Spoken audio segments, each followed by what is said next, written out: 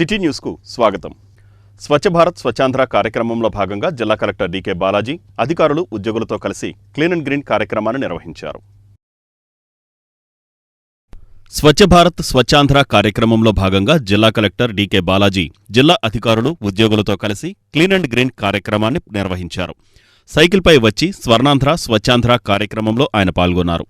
జిల్లా రిజిస్ట్రార్ కార్యాలయంలో స్వచ్ఛ భారత్ స్వచ్ఛాంధ్ర కార్యక్రమంలో భాగంగా జిల్లా కలెక్టర్ డీకే బాలాజీ జిల్లా అధికారులు ఉద్యోగులతో కలిసి క్లీన్ అండ్ గ్రీన్ కార్యక్రమాన్ని నిర్వహించారు. కార్యాలయ ఆవరణలో మరియు పరిసర ప్రాంతాలలో అపరిశుభ్ర వాతావరణాన్ని నిర్మూలిస్తూ పరిసరాలను పచ్చదనంగా తీర్చిదిద్దారు. వారంలో ఒకరోజు ప్రయాణ సమయంలో వాహనాలను వాడకుండా వాకింగ్ లేదా సైక్లింగ్ చేయడం ద్వారా పర్యావరణ పరిరక్షించడంలో మనవంతు బాధ్యతను నిర్వర్తిస్తూ శబ్ద వాయు కాలుష్యాన్ని తగ్గించిన వారమవుతామని కలెక్టర్ అన్నారు. మనం పరిశుభ్రంగా ఉండడమే కాకుండా పరిసరాలను పరిశుభ్రంగా ఉంచి మంచి ఆరోగ్యవంతమైన సమాజాన్ని నిర్మించడంలో ప్రతి ఒక్కరూ భాగస్వామ్యమవుతామని తెలిపారు. మోపిదేవి శ్రీ వల్లీ దేవసేన సమేత శ్రీ సుబ్రహ్మణ్యేశ్వర స్వామివారి దివ్య కళ్యాణ మహోత్సవం కన్నుల పండుగగా జరిగింది. మోపిదేవిలో శ్రీ వల్లీ దేవసేన సమేత శ్రీ సుబ్రహ్మణ్యేశ్వర స్వామివార్ల దివ్య కళ్యాణ మహోత్సవం కనుల పండుగగా జరిగింది. ఆలయ డిప్యూటీ కమిషనర్ దాసరి శ్రీరామవరప్రసాదరావు ఆధ్వర్యంలో కొమ్మూరి ఫణికుమార్ శర్మ, ప్రధాన అర్చకులు బుద్ధు పవన్ కుమార్ శర్మ, నవుడూరి విశ్వనాథ సుబ్రహ్మణ్య శర్మ, ముఖ్య అర్చక బుద్ధ సతీష్ శర్మలతో పాటు పలువురు వేద పండితుల మంత్రాల నడుమ శ్రీ సుబ్రహ్మణ్యేశ్వర స్వామివార్ల కళ్యాణాన్ని అంగరంగ వైభవంగా నిర్వహించారు. వంశపారంపర్య ధర్మకర్త శ్రీమంతు రాజా యార్లగడ్డ శివరామప్రసాద్, దాసరి శ్రీరామవరప్రసాదులు స్వామివార్లకు పట్టు వస్త్రాలు సమర్పించారు. కళ్యాణాన్ని తిలకించడానికి మోపిదేవితో పాటు జిల్లాలోని వివిధ గ్రామాల నుంచి భక్తులు పెద్ద సంఖ్యలో తరలివచ్చి భక్తి శ్రద్ధలతో తిలకించారు. శ్రీ సుబ్రహ్మణ్యేశ్వరుని వార్షిక బ్రహ్మోత్సవాల సందర్భంగా జిల్లా కలెక్టర్ డీకే బాలాజీ కుటుంబ సమేతంగా స్వామివారిని దర్శించుకున్నారు. తొలుత ఎదురుకోలు ఉత్సవాన్ని శాస్త్రోక్తంగా నిర్వహించారు. కళ్యాణం అనంతరం స్వామివార్లను నందివాహనంపై గ్రామోత్సవం నిర్వహించారు.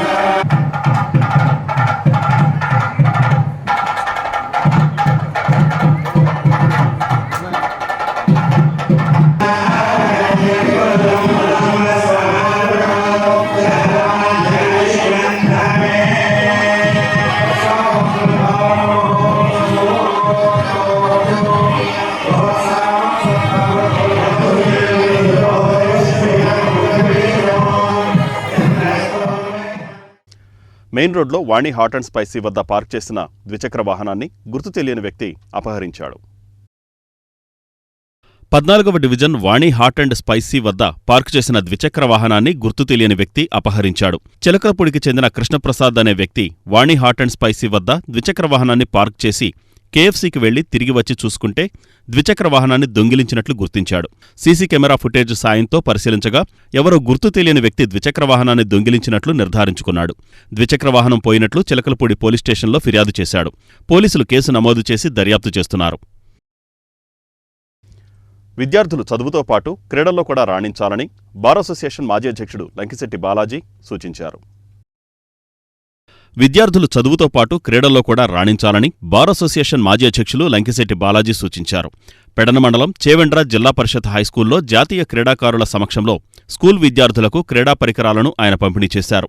ఈ కార్యక్రమంలో ముఖ్య అతిథిగా పాల్గొన్న ఆయన మాట్లాడుతూ ప్రతిభకు పేదరికం అడ్డు కాకూడదని, పెడన నియోజకవర్గం చిన్నగొల్లపాలెంలో పుట్టి ఐఏఎస్ వరకు ఎదిగిన ముత్యాలరాజు నేటి విద్యార్థులకు ఆదర్శప్రాయమని అన్నారు.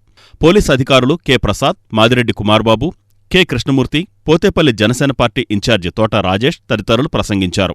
స్కూల్ ప్రధానోపాధ్యాయులు కటకం పాండురంగారావు అధ్యక్షతన జరిగిన ఈ కార్యక్రమంలో 10 మంది విద్యార్థులకు క్రీడా పరికరాలను పంపిణీ చేశారు. ఈ కార్యక్రమంలో స్కూల్ ఉపాధ్యాయులు, విద్యార్థులు పాల్గొన్నారు. జనవరి 25 ఓటర్ల దినోత్సవం పురస్కరించుకుని ప్రజలందరికీ తెలియపరిచేది ఏంటంటే ప్రతి ఒక్కళ్ళు కూడా విలువైన మన ఓటుని ఉపయోగించుకోవాలి. 18 సంవత్సరాల నిండిన ప్రతి ఒక్కళ్ళు కూడా స్వచ్ఛందంగా మీ సమీపంలో ఉన్నటువంటి ఓటు నమోదు కేంద్రానికి వెళ్ళండి, మీ ఓటు నమోదు చేయించుకోవాలి. ఈ ప్రజాస్వామ్య ప్రభుత్వంలో ఓటు విలువ చాలా విలువైంది. ఈ ఓటు ద్వారానే మన యొక్క ఎమ్మెల్యేలు కానీ ఎంపీలు కానీ మరి వాడిని ఎలక్ట్ చేసుకోవడం ద్వారా ఒక నిజమైన ప్రజాస్వామ్యం మనం రక్షించడం అవుతాం. భారత రాజ్యాంగం ప్రసాదించినటువంటి హక్కు ఓటు హక్కు. ఆ ఓటు హక్కు అనేది 18 సంవత్సరాలు దాటిన తర్వాత మనకు వస్తుంది. ఇప్పుడు 15 సంవత్సరాలు దాటిన ప్రతి ఒక్కరు కూడా 18 ఇది వచ్చే వాళ్ళు ఇచ్చే డెడ్లైన్కి 18 నిండుతున్న కూడా ప్రతి ఒక్కరు కూడా ఓటు నమోదు చేసుకోవాలి. అతి పవిత్రమైన అతి విలువైన ఓటు హక్కును వినియోగించినప్పుడే ఒక భారతీయుడిగా, ఒక భారతదేశ పౌరుడిగా నీ యొక్క విధులని నువ్వు నిర్వర్తించినవాడు అవుతావు. ఎప్పుడైతే ఓటుని నువ్వు నమోదు చేసుకోలేదో నీ యొక్క గళాన్ని, నీ యొక్క వాయిస్ని వినిపించినటువంటి పరిస్థితి వస్తుంది. విలువైన బ్యాలెట్ మనం ఉపయోగించాలంటే ముందు నువ్వు ఓటర్గా నమోదు కావాలి. ప్రతి ఒక్కరు కూడా రేపు 25న జాతీయ ఓటర్ దినోత్సవం సందర్భంగా అందరూ ఓటర్గా జాయిన్ అవ్వాలని చెప్పి నేను మనస్ఫూర్తిగా. మోపిదేవి శ్రీ వల్లీ దేవసేన సమేత శ్రీ సుబ్రహ్మణ్యేశ్వర స్వామి వారిని పలువురు హైకోర్టు జడ్జిలు దర్శించుకున్నారు. మోపిదేవి శ్రీ వల్లీ దేవసేన సమేత శ్రీ సుబ్రహ్మణ్యేశ్వర స్వామిని పలువురు హైకోర్టు న్యాయమూర్తులు దర్శించుకున్నారు. దేవస్థానానికి వచ్చిన హైకోర్టు న్యాయమూర్తులు చీకటి మానవేంద్రనాథ్ రాయ్, వెణుతురుమిల్లి గోపాలకృష్ణారావు, వి. శ్రీనివాసులకు డిప్యూటీ కమిషనర్ దాసరి శ్రీరామవరప్రసాదరావు ఆధ్వర్యంలో ఆలయ పండితులు పూర్ణకుంభంతో ఘనస్వాగతం పలికారు. ఆలయ ఆవరణలో గల నాగపుట్టలో న్యాయమూర్తులు పాలుపోసి మొక్కులు చెల్లించుకున్నారు. ఆలయ పండితులు వారికి ప్రత్యేక పూజలు నిర్వహించారు. అనంతరం ఆలయ అధికారులు ఆలయ మర్యాదలతో ఘనంగా సత్కరించి స్వామివారి చిత్రపటాలను, ప్రసాదాలను అందజేశారు. ఈ కార్యక్రమంలో మచిలీపట్నం జిల్లా జడ్జి జి. గోపి, 6వ అదనపు జిల్లా జడ్జి పాండురంగారెడ్డి, 10వ కోర్టు అదనపు జిల్లా judge Babunayak, Avanigadda civil judge junior division V. Swarnalatha, Avanigadda DSP Tarluri Vidyasri, tahsildar Muppirisetti Hariharanath, Challapalli CI K. Eswararao, ఎస్ఐలు పామర్తి గౌతమ్ కుమార్, వేమన చందన తదితరులు పాల్గొన్నారు.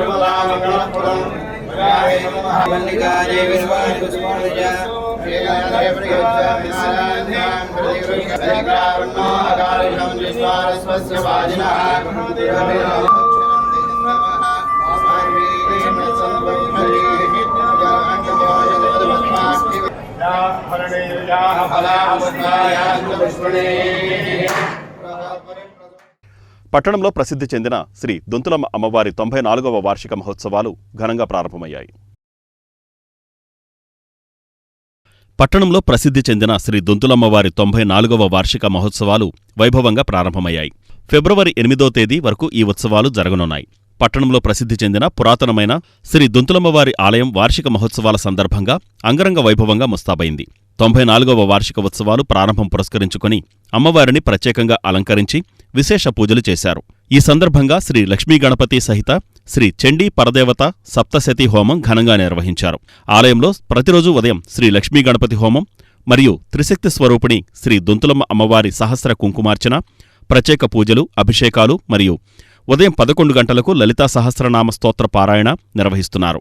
ఫిబ్రవరి 8వ తేదీన శ్రీ దుంతులమ్మ అమ్మవారి రథోత్సవ ఊరేగింపు, 22వ తేదీన మహా అన్న సమారాధన నిర్వహిస్తున్నట్లు ఆలయ పాలకవర్గ అధ్యక్షుడు కొల్లు రంగనాయకులు, కార్యదర్శి సైకం జగన్నాథ ప్రసాదులు తెలిపారు.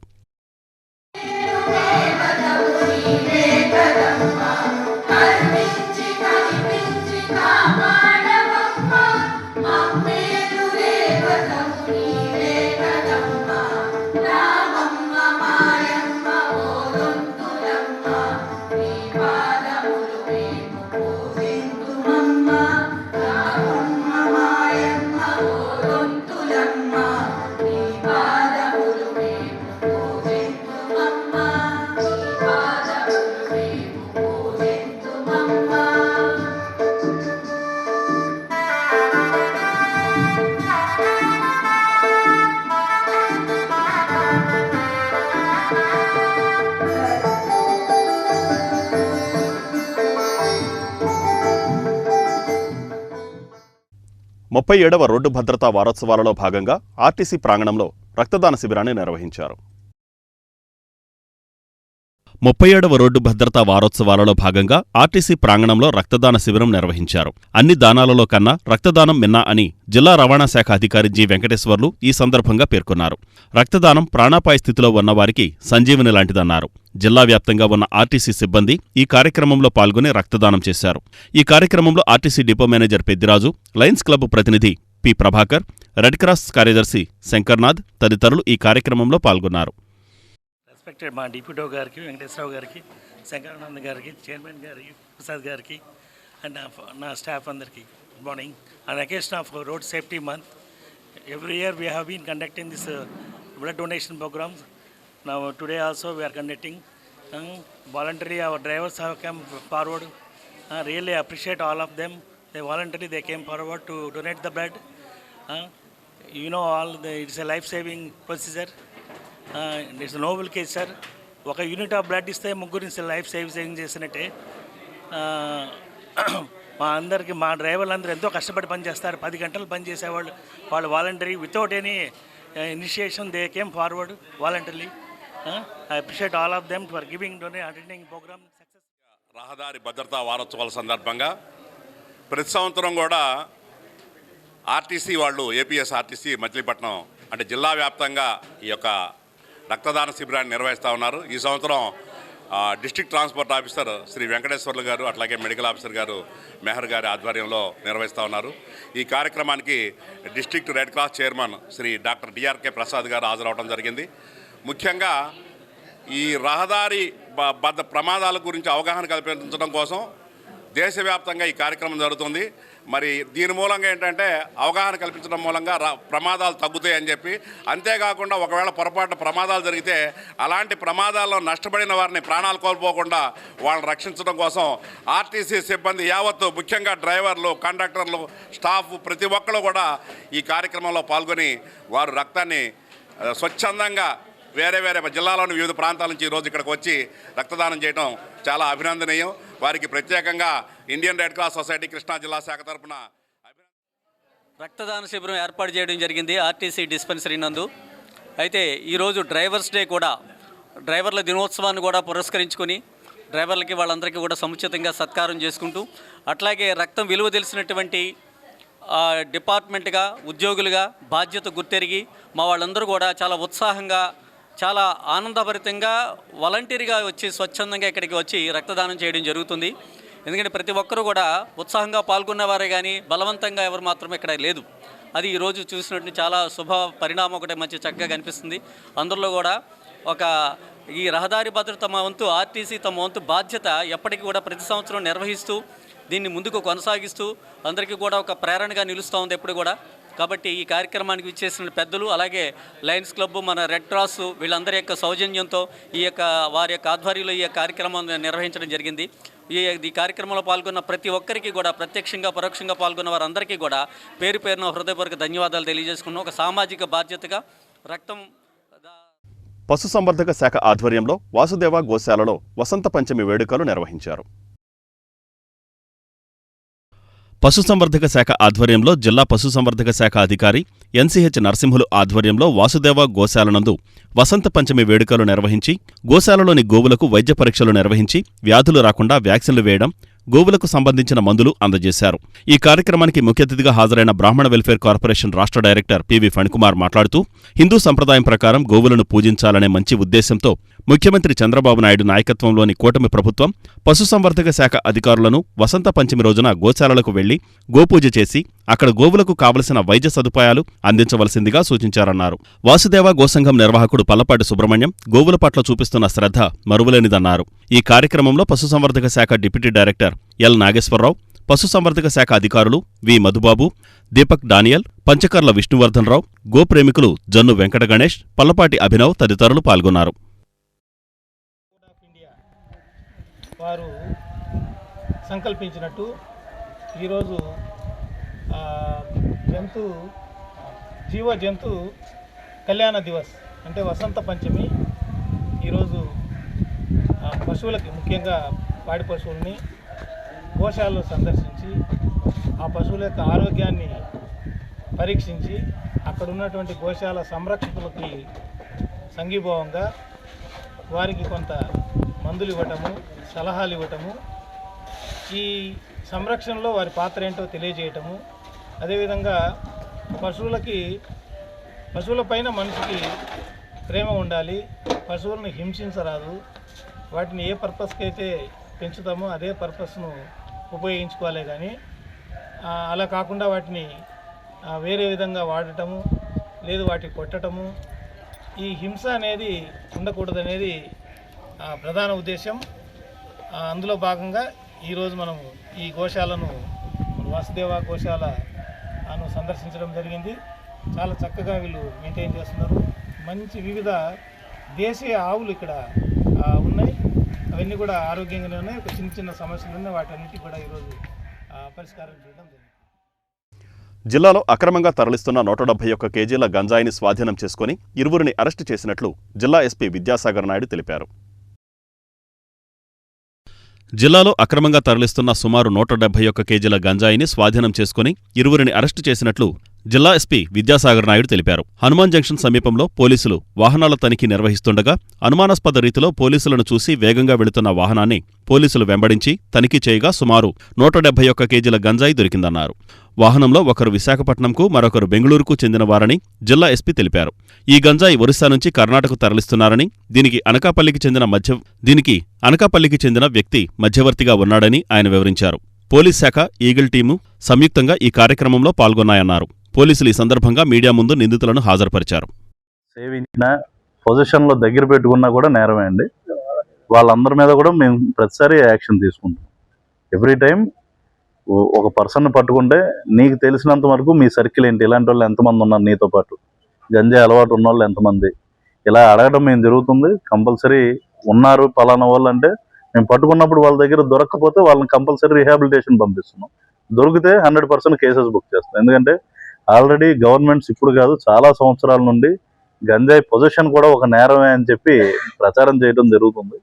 ఎవరు కూడా ఇది మాకు తెలియదు అనడానికి లేదు. ఈ రోజున గంజాయి తాగడమైనా, సేవించడమైనా, అమ్మటం, కొనటం, దగ్గర పెట్టుకున్నాం కూడా నేరమే అన్న విషయం అందరికీ తెలిసిందే. కాబట్టి ఇప్పుడు ఏమీ గంజాయి ఉన్నా కూడా మమ్మల్ని రీహాబిలిటేషన్ సెంటర్కే పంపాలంటే అట్లాంటిది కుదరవు. Wherever it is required, students కానీ ఎలిజిబుల్ ఈ ఎక్కడైనా కనపడ్డప్పుడు అప్పుడు will think of rehabilitation. Otherwise every person who is possessing we will send them to jail 100%. ఈ వార్తలు ఇంతటితో సమాప్తం. నమస్కారం.